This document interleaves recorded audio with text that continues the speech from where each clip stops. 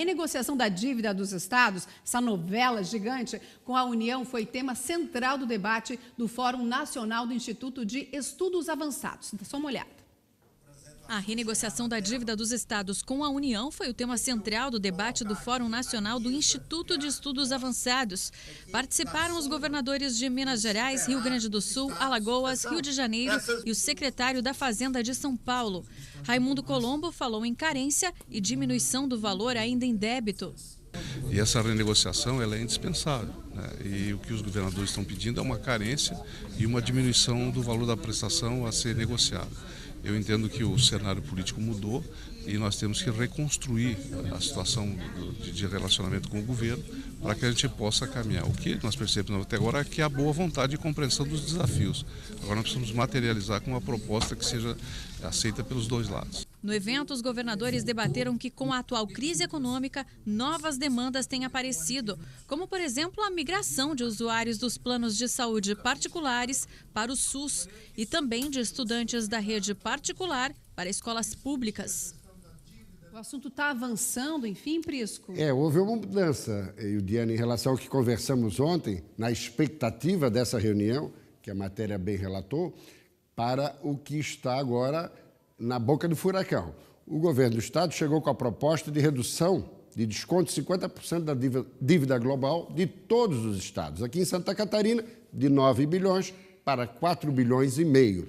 Isso significaria, adotado o juros simples, que passaríamos mensalmente à União não mais 90 milhões, mas 20 milhões. Só que daí, durante essa conversa, o Rio de Janeiro, que está quebrado literalmente, o atual governador em exercício, Francisco Dornelles, ele fez a proposta de moratória. Moratória, ou seja, não se paga mais a União. Daí a conversação foi avançando, moratória por 1 ano. Durante 1 ano, os estados não pagam nada à União. Isso significaria o quê? Um rombo de 450 bilhões para a União, no momento em que a União tem que fazer dinheiro. Ora, se o rombo da União hoje é 150, nós estamos falando o rombo multiplicado por 3. Evidentemente que o governo federal não vai aceitar essa proposta. Aqui em Santa Catarina, para se ter uma ideia, simplesmente 1 ano sem pagar à União daria um valor em caixa superior a R$1 bilhão para obras e investimentos. Então, sem dúvida nenhuma, os ministros do Planejamento, Romero Jucá, que já sinalizou que moratória não é o caminho, e o ministro Henrique Meirelles vão ser procurados, vão ter um encontro com os governadores. Aqui em Santa Catarina, a aproximação do secretário da Fazenda, Antônio Gavazzoni, com o Henrique Meirelles, antes dele assumir o ministério, é algo positivo, Diane, mas é um processo que vai ser negociado e, evidentemente, na situação que o país está, moratória só também não resolve. Tem que ajudar os estados e, consequentemente, os municípios, sim, mas não pode quebrar mais ainda a União. E falando em situação Câmara dos Deputados, ninguém se entende lá, Prisco? Isso é uma vergonha, né? Desde o afastamento de Eduardo Cunha, não se vota nada na Câmara dos Deputados. E, mais do que nunca, com a chegada do novo governo, votações serão estratégicas, de reformas, de mudanças de política econômica, de uma série de ações.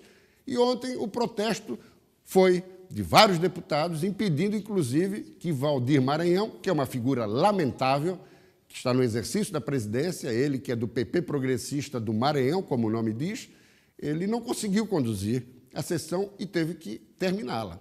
A grande verdade é que estão querendo buscar um atalho. Só existe vacância com morte, com renúncia ou com cassação. Não dá simplesmente para reunir o plenário e caçar Maranhão. Por que vai caçar Maranhão? Então tem que caçar quem já está na comissão de ética, que é exatamente Eduardo Cunha, presidente afastado. Aliás, comissão de ética que está há quase um semestre tratando desse assunto e não consegue.